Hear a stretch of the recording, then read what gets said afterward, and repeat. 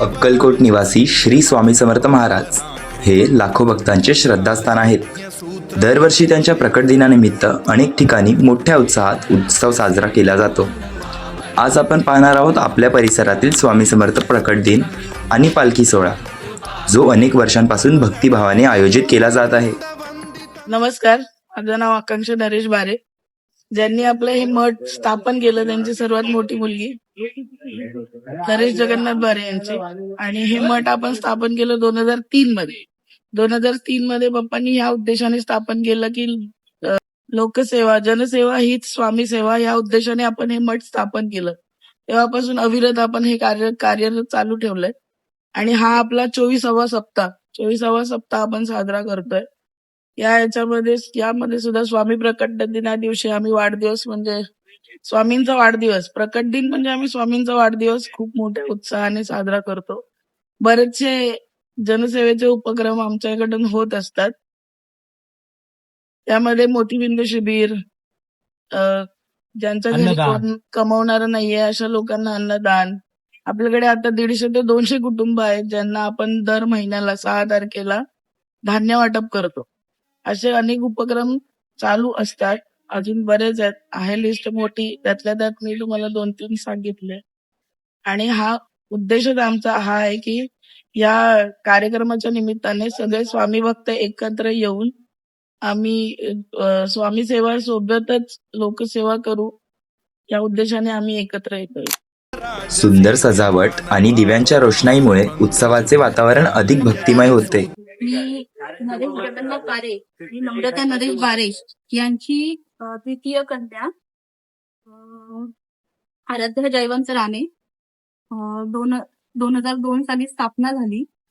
आणि त्याच्यानंतर गुढीपाडव्याच्या दिवसाच्या आधी 7 दिवस सप्ताह असतो. या वर्षीची थीम आहे आमची वटवृक्षाच्या खाली बसलेले झोपाळ्यातले स्वामी. सुरुवात सप्त्याची आम्ही स्वामींची पालखीपासून करतो आणि शेवट स्वामींच्या वाढदिवस. त्याच्यानंतर शेवटला वाढदिवस असतो. त्याच्यानंतर समाप्त. या उत्सवामुळे परिसरातील सर्व लोक एकत्र येतात आणि भक्तीचा अनोखा अनुभव घेतात. हो, मला अशी प्रचिती मिळाली. म्हणजे मी सकाळी 3:30 वाजता मी मठात यायची सेवा करायला. 3:30 वाजता तेव्हाचा मला अनुभव आहे की मी सेवा करते वेळी की नाही, इथे प्रत्यक्षात स्वामी आले होते, पण मला काय माहित नव्हते स्वामीच होते असं काय. ज्यावेळी ते स्वामी येऊन तिथे खुर्चीवर बसले होते त्यावेळी मी आतमध्ये होते. आणि नंतर ते स्वामी उठून तिथे पैसे घेऊन खाली मांडी घालून बसून खेळ करत होते. कुठे?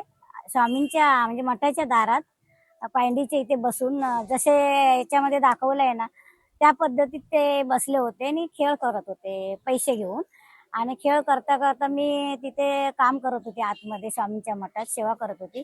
त्यावेळी मला खुनेने त्यांनी बोलवलं, माझ्याकडे बघितलं, मला हात दाखवून बाहेर बोलवलं. मी बाहेर आली तर त्यांनी मला खुनेने सांगितलं मला अगरबत्ती आणून दे, आणि तांब्या दाखवला असं हाताने.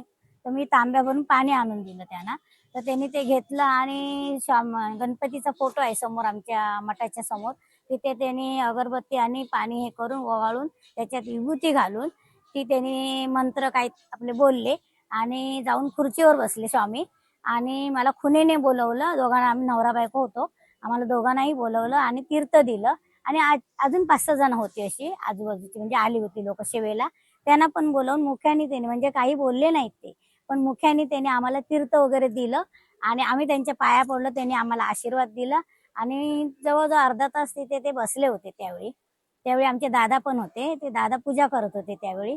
आणि दादा नंतर बाहेर आले, त्यांनी पण नमस्कार केला. त्याच्यानंतर ते कुठेतरी निघून गेले स्वामी.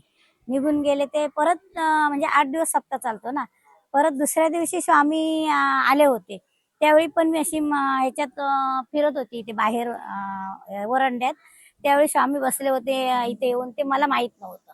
आणि मी यायच्या आधी पण ती घटना घडली होती की त्यांनी सायकलीवरून ते आले होते.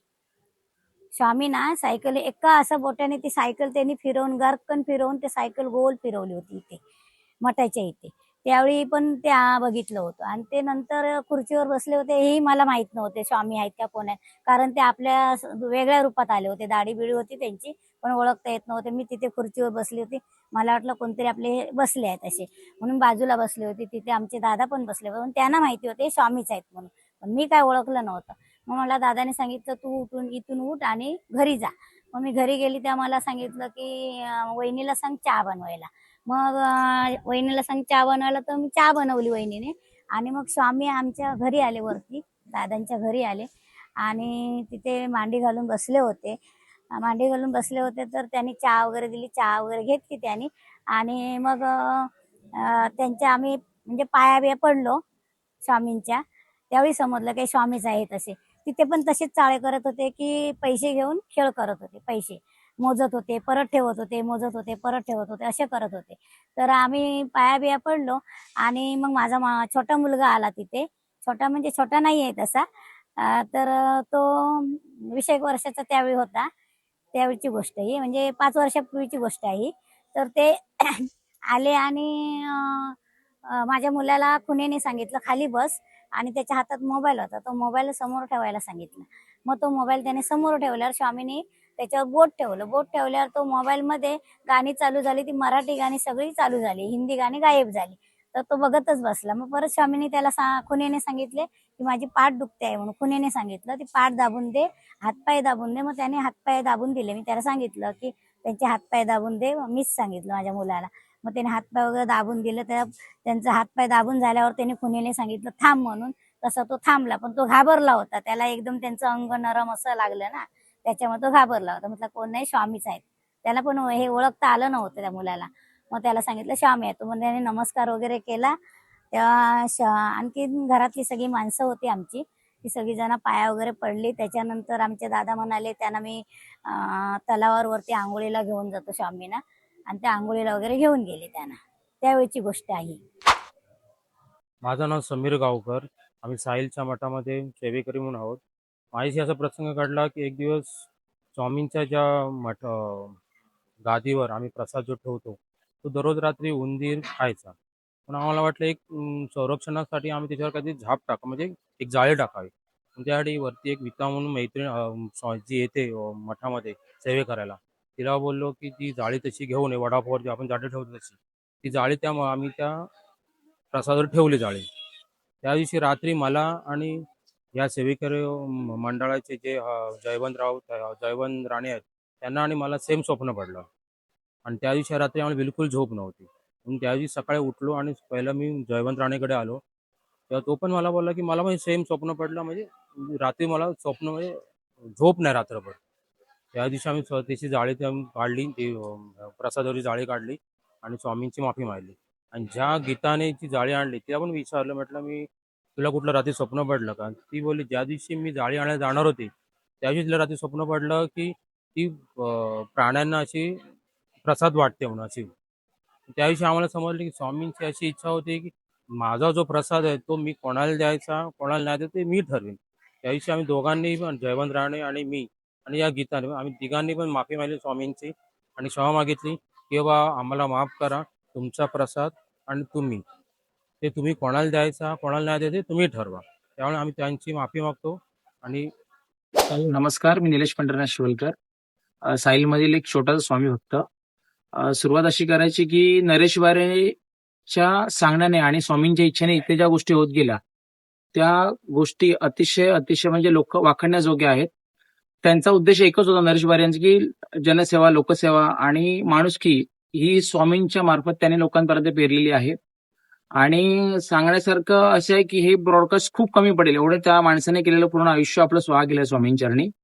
आणि त्याच्या माध्यमातून किंवा तो आम्हाला गुरुप्रमाणे आहे, त्याच्या माध्यमातून सांगण्याप्रमाणे आम्ही बऱ्याचशा गोष्टी शिकलो. आम्ही आमच्या आयुष्यात त्या फॉलो केल्या. त्याच्यामुळे बऱ्याचशा लोकांचं हित झालेलं आहे या ठिकाणी. आमच्या नकळत पाठवूनही कोणाला विचारलं तुम्हाला बरेचशी नरेश वारेची माहिती मिळेल. आणि तसाच आमचा सप्ताह बघायला गेलात तर आम्ही जास्त केलो नाही, पण महाराष्ट्रात या सप्ताहाचं खूप मोठं नाव आहे. आणि फक्त नरेश वारे यांची प्रामाणिक स्वामी सेवा आहे, त्याच्यामुळे पॉसिबल झालेलं आहे. त्याच्यानंतर पश्चात आम्हाला वाटलं नव्हतं की अशा प्रकारचे सप्ताह आमच्याकडनं स्वामी करून घेतील, कारण इथे होणारी प्रत्येक गोष्टी स्वामींच्या इच्छेनेच होते. ते आम्हाला जी बुद्धी देतात सगळ्या स्वामी सेवकांना त्याच इथे फॉलो होतात.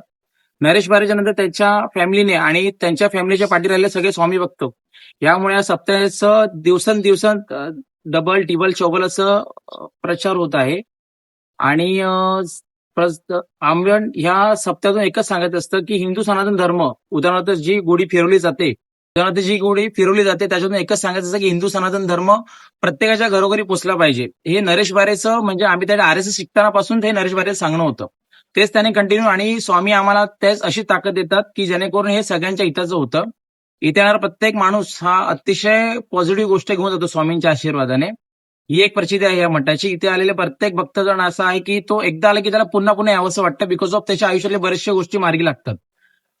तसंच सांगायला की सप्ताहातली एक गुढीपाडव्याच्या दिवशी अतिशय महत्वाची गोष्ट आहे अशी की पूर्ण मुंबईत म्हणण्यापेक्षा महाराष्ट्रात अशी रांगोळी काढली जात नाही. कमी 100-125 फुटाची रांगोळी काढली जाते. त्या रांगोळीच्या प्रकारे इथे दीपोत्सव साजरा केला जातो, जेणेकरून भांडूपच्या बाहेरच्या व्यक्ती इथे येऊन त्यांना एक आनंद भेटतो की स्वामींसमोर मी एक दीप लावलाय गुढीपाडव्याच्या दिवशी. तो आनंद गगनात मावण्यासारखा असतो की मी स्वामीची काहीतरी सेवा केली, असे लोक फील घेऊन परत आपल्या घरी जातात. हे एक या म्हणजे म्हणतात ना, स्वामी फक्त बुद्धी देतात की अशा अशा गोष्टी करा, ज्याच्या करून ह्या गोष्टी इझिली पॉसिबल होतात. पूजा, आरती आणि भजनामुळे संपूर्ण परिसर भक्तीच्या वातावरणात रंगून या उत्सवामुळे परिसरातील सर्व लोक एकत्र येतात आणि भक्तीचा अनोखा अनुभव घेतात. नमस्कार, मी अजिंक्य हितेंद्र देसाई, एक स्वामी भक्त, साईमध्ये राहणारा स्वामी भक्त. एक सांगायचं उद्दिष्ट गेलं तर जी स्वामी सेवा आपली इकडे चाललेली आहे, स्वामींचा जो पालखी सोहळा असतो, त्याच्यामध्ये एक नावातली म्हणजे बेसिक नवीन गोष्ट जी युनिक बोलतात तसे बोलण्याची गोष्ट आहे. त्याच्यामध्ये ज्या स्वामींची पालखी ज्या सुरुवात होते आपल्याकडे, स्वामींचा रथ जिथून निघतो, तो स्वामी समर्थ मठापासून निघाल्यापासून जे आम्ही जी सेवा देतो, म्हणजे युनिक जी सेवा म्हणतात, जे आम्हाला दादा, आमचे नरेशभाई दादा आहेत, ज्यांच्याकडे शिकण्यात भेटली ती रांगोळी सेवा. पालखी निघाल्यापासून ती पालखी रिटर्न परत स्वामी मठापर्यंत येईपर्यंत कार्पेटच्या दोन्ही भोवती आम्ही रांगोळीची सेवा करतो. एकाही ठिकाणी असं अजूनपर्यंत झालं नाही. गेली 10 वर्ष मी सेवा देत आहे, अजूनपर्यंत असं कधी झालं नाहीये की पालखी जी आहे, स्वामी समर्थांची जी पालखी असते, ती कुठल्याही स्पॉटला रांगोळी विदाऊट रांगोळी पालखी कुठे अजून गेली नाही. आणि ही जी सेवा आहे, जी आमची म्हणजे ही जी कला आहे, कलेचे गुरु नरेश दादा बारे यांच्याकडनं आम्हाला कला तरी गेली 10 वर्ष मला भेटलेली आहे, अवगत झालेली. दादांचं सांगायचं उद्दिष्ट असं आलं, दादांचे हात म्हणजे कलेचे माहेरघर. त्यांच्याकडे रांगोळीच असं एक म्हणता येणार नाही, अशा बऱ्याचशा कला त्यांच्याकडे, जसं चित्र असतील, चित्रकला असेल, रांगोळी असेल.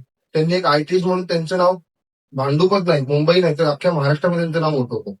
आणि त्यांनीच एक छोटीशी ही कला माझ्या अंगी त्यांनी मला ही आवर्जून म्हणजे दिली. आणि ती कला मी अजूनपर्यंत महाराजांसाठी, स्वामींसाठी कायमस्वरूपी आम्ही ही कला मी देत आहे. नमस्कार, मी करण श्यामनारायण यादव, एक स्वामी सेवक. प्रकट दिनाबद्दल सांगायचं झालं तर बरंच काही आहे आणि त्याला फारसा वेळ लागेल, पण एक थोडक्यात सांगू इच्छितो की जेव्हा सकाळ सुरू होते प्रकट दिनानिमित्त, तर स्वामींना जो अभिषेक होतो, त्यानंतर इथेही बाहेरच्याही मूर्तीला, जी ही स्वामींची बाहेर प्रति जी मूर्ती ठेवली आहे, तिचा पण अभिषेक तसाच होतो जसा आपण त्या ठिकाणी केला जातो आतमध्ये अभिषेक. आणि सुंदर, आणि बरीचशी लोक असतात या ठिकाणी. त्या अभिषेकासाठी आवर्जून बरीचशी लोक नंबर लावतात की मला मिळावी, कारण का त्या दिवशी स्वामींचा वाढदिवस असतो आणि स्वामी प्रकट दिन असल्यामुळे बरीचशी लोक त्या ठिकाणी की मला सेवा करायला मिळावी ह्या इच्छेने पण त्या ठिकाणी येतात. आणि सांगायचं झालं तर अजून बरंचसं जसं आपण सकाळपासून सुरुवात झाली तर भोगाला सुरुवात होते. आपण म्हणतो इथे 251 व्यंजनांचा आपण भोग लावतो, तर हा 251 नाही, कमीत कमी 1001 पर्यंत भोग जातात. कारण का संध्याकाळ झाली तरी कुठल्याही व्यक्तीचा भोग संपलेला नसतो, तो आपला भोग घेऊनच येत असतो, इथे तो लागत असतो. आणि स्वामींनी बघितला का तो परत लोकांपर्यंत जातो आणि तो प्रसाद जो आहे, जो भोग आहे, तो प्रत्येकाच्या मुखी लागतो. आपल्या भांडूपमधल्या मला तर असं वाटतं की स्वामींचं दर्शन घेण्यासाठी 90% लोक या ठिकाणी त्या दिवशी येत असतील. आणि कमीत कमी म्हणायला गेलं तरी 12-1 वाजेपर्यंत लाईन असते. त्याच्यानंतर आणि अजून एक मोठी गोष्ट म्हणायला झाली तर त्या दिवशी आपण महारक्तदान शिबिराचं आयोजन करतो. आणि ह्याच्यामध्ये अजून एक ट्विस्ट आहे. ट्विस्ट म्हणजे अजून एक चांगली बातमी अशी आहे की ज्याला म्हणजे आपण म्हणतो की ज्यांनी रक्तदान केलं त्याला थेट स्वामींजवळ जायला भेटतं. आणि ही ही संधी फक्त त्या दिवशीसाठीच असते म्हणजे ही स्वतःहून आपण लोकांना देतो. जो व्यक्ती कुठल्या तरी व्यक्तीला जीवन देण्यासाठी आपल्या स्वामी समर्थ भक्ती सेवा संस्थाना मार्फत जो कार्यक्रम होतोय त्यासाठी आपल्या रक्ताची एक बाटली देतो, मग त्याला स्वामींच्या पुढे थेट जाण्यास आपले स्वामी भक्त म्हणजे जसं म्हणायला गेलं तर पूर्वी काळापासून स्वर्गीय नरेश जगन्नाथ बारे व त्यांच्या पत्नी स्वर्गीय नम्रता जगन्नाथ बारे आणि त्याच्यानंतर जी सुरुवात केली ती तशी त्यांच्या मुली आहेत, जशी आकांक्षा बारे झाली, दर्शना झाली, चित्रा झाली, पूर्वा झाली. ह्यांनी ते पुढे पुढे पुढे पुढे हे आपला वारसा चालवत गेला. आणि आज मला अजून एक सांगू इच्छितं की नरेश बारेंच्या मार्फत आज बरेचसे संस्कार भरतीचे रांगोळीचे जे कलाकार जे आहेत ते या ठिकाणीच निघाले. कारण का मी बरेचसे बघितले आहेत, बरेचसे असे जेव्हा पालखीत रांगोळी टाकता आज ते बरेचशा ठिकाणी मोठ्या मोठ्या रांगोळी टाकतायत. मग असे बरेचसे म्हणजे बरचसं काही हे जे आमचे म्हणजे मठाचे संस्थापक अध्यक्ष जे नरेश जगन्नाथ बारे होते त्यांनी काय रे तुला काय येतं हे तू काम करायचंय म्हणजे त्या व्यक्तींना माहित होतं की ह्या क्वालिटीतला माणूस आहे, हा हे काम करू शकतो. आणि त्यांनी बरेचसे कलाकार घडवले आणि मी त्यांच्याबद्दल एवढंच सांगू शकतो. धन्यवाद. मला 2 शब्द सांगायची जी संधी दिली प्रकट दिनाबद्दल त्यासाठी मी तुमचा आभारी आहे. धन्यवाद. नमस्कार, मी सुजय सुहास बागवे, मठातीलच एक सेवेकरी. स्वामींचा वाढदिवस अगदी दिमाखात साजरा होतो आपल्या भांडूपच्या मठात. आणि संध्याकाळ फार वेगळी असते. अनेक भक्तगण स्वामींना भेटण्यासाठी येतात. भरपूर मोठा केक असतो. केक पेक्षा सुद्धा स्वामींचं औक्षण बघण्यासारखं असतं. कारण अनेक स्त्री आणि औक्षण करण्यासाठी स्वामींना भेटण्यासाठी येतात आणि स्वामींचं औक्षण करतात. संध्याकाळी भक्तिगीतांचा सुरमय कार्यक्रम असतो. अनेक भाविक भक्त जे लाईनीत येऊन स्वामींचं दर्शन घेतात त्यांना सुद्धा आपल्या संगीताचा छंद हा पाहायला मिळतो, अनुभवायला मिळतो. संध्याकाळी स्वामींच्या 8च्या जोडीला हे औक्षण सुरू असतं. त्याचबरोबर कार्यक्रम सुरू असतो. 12 वाजता स्वामींचा वाढदिवस सुरू होतो आणि तो वाढदिवस पुढच्या 1 तास अगदी जोशात दिमागात चालतो. ज्या क्षणाची प्रत्येक जण आतुरतेने वाट बघत असतो तेच औक्षण स्वामींचं होतं. तो वाढदिवस इतक्या दिमागात चालतो की प्रत्येक जण हा वाढदिवस अनुभवण्यासाठी युट्यूब लाईव्ह, इन्स्टा लाईव्हच्या माध्यमातून भांडूप नव्हे महाराष्ट्राच्या बाहेर सुद्धा आपल्या मित्रांना हा क्षण आणि हे दिवस दाखवतात. वाढदिवस हा प्रत्येक स्वामी भक्तांच्या आवडीचाच दिवस असतो, पण खास करून मठातल्या सेवेकऱ्यांसाठी हा खूप हळवा क्षण असतो. कारण 7 दिवसांची जी सर्वांची मेहनत असते, स्वामी सेवा असते, ती स्वामींच्या चरणी परिपूर्ण होते आणि प्रत्येकाचे डोळे पाणवलेले असतात. तो दिवस प्रत्येकासाठी खूप मोलाचा आणि मौल्यवान असतो आणि ही स्वामी सेवा अशीच अखंड सुरू आहे. ढोल ताशांच्या गजरात आणि श्री स्वामी समर्थच्या जयघोषात पालखी सोहळा मोठ्या उत्साहात पार पडतो. अशा प्रकारे या मंडळाने अनेक वर्षांपासून भक्तिभावाने हा उत्सव जिवंत ठेवला आहे. अशा प्रकारे श्रद्धा, भक्ती आणि एकतेचे संदेश देणारा स्वामी समर्थ प्रकट दिन उत्सव आणि पालखी सोहळा प्रत्येक वर्षी मोठ्या उत्साहात साजरा केला जातो. श्री स्वामी समर्थ.